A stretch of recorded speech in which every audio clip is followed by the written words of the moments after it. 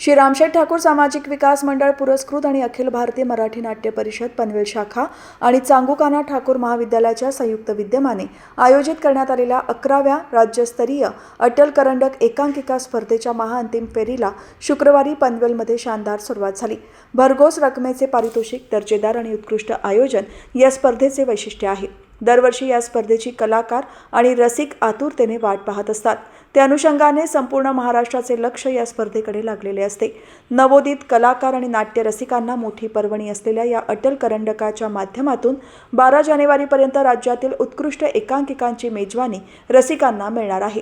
शहरातील आद्य क्रांतीवीर वासुदेव बळवंत फडके नाट्यगृहात अखिल भारतीय मराठी नाट्य परिषद पनवेल शाखेचे अध्यक्ष आमदार प्रशांत ठाकूर यांच्या प्रमुख उपस्थितीत झालेल्या या महाअंतिम फेरीच्या उद्घाटन सोहळ्याला प्रमुख मान्यवर म्हणून सुप्रसिद्ध ज्येष्ठ अभिनेते विजय गोखले, भाजपचे उत्तर रायगड जिल्हाध्यक्ष अविनाश कोळी, पनवेल महानगरपालिकेचे उपायुक्त वैभव विधाते, श्री रामशेठ ठाकूर सामाजिक विकास मंडळाचे उपाध्यक्ष अरुणशेठ भगत, स्पर्धा प्रमुख तथा श्री रामशेठ ठाकूर सामाजिक विकास मंडळाचे सचिव परेश ठाकूर, सुप्रसिद्ध अभिनेत्री सुकन्या मोने, सुप्रसिद्ध दिग्दर्शक देवेंद्र पेन, विराजस कुलकर्णी, भाजपचे शहर अध्यक्ष अनिल भगत, जिल्हा उपाध्यक्ष जयंत पगडे, जिल्हा सरचिटणीस नितीन पाटील, माजी उपमहापौर चारुशीला घरत, महिला मोर्चाच्या शहर अध्यक्ष राजश्री वावेकर, माजी नगरसेवक राजू सोनी, अजय बहिरा, विकास घरत, विजय चिपळेकर, प्रदीप भगत, माजी नगरसेविका दर्शना भोईर, श्यामनाथ पुंडे, अभिषेक पटवर्धन, चिन्मय समेट, स्मिता गांधी यांच्यासह कलाकार आणि नाट्यरसिक उपस्थित होते। रविवारी 12 जानेवारीला सायंकाळी 7 वाजता होणाऱ्या पारितोषिक वितरण सोहळ्यात महाअंतिम फेरीतील विजेत्या एकांकिकेला 1 लाख रुपये आणि मानाचा अटल करंडक देऊन मान्यवरांच्या हस्ते सन्मानित करण्यात येणार।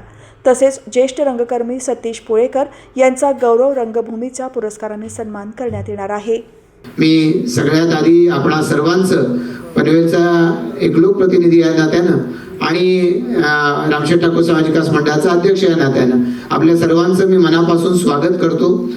या 11व्या वर्षामध्ये आपणा सर्वांचं स्वागत करत असताना आपल्या सर्वांच्या माध्यमातून दरवर्षी जे या स्पर्धेपर्यंत येत आहेत, अंतिम फेरीपर्यंत येतात, त्या सगळ्या कलावंतांचंही मनापासून आभार व्यक्त करतो। राज्याचे सांस्कृतिक कार्यमंत्री सन्माननीय आशिषजी शेलार यांनी सुद्धा आपल्या या स्पर्धेला शुभेच्छा दिल्या आहेत।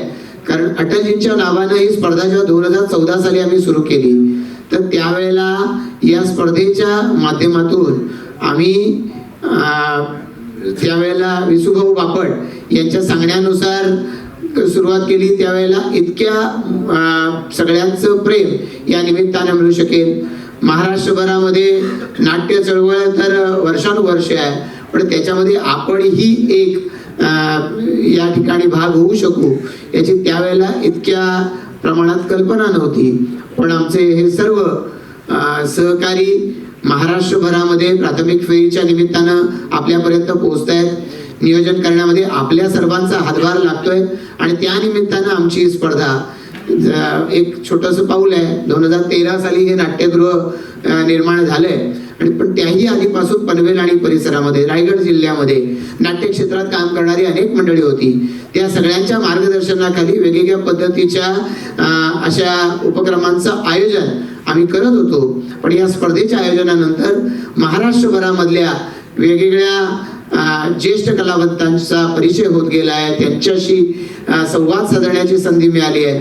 तसंच आपल्यासारख्या तरुणांपर्यंत या निमित्तानं पोहोचता आलं। आपल्या सर्व तरुणांच्यासाठी एक प्लॅटफॉर्म निर्माण करून देता आला, याबद्दल आमच्या सगळ्यांच्याच मनामध्ये अतिशय आनंद आहे। आणि तो आनंद या 3 दिवसामध्ये 10, 11, 12 या 3 दिवसामध्ये पनवेलकर व्यक्त करण्यासाठी येतात। त्या सर्वांच्या वतीनं मी आपणा सर्वांचं मनापासून स्वागत करतो।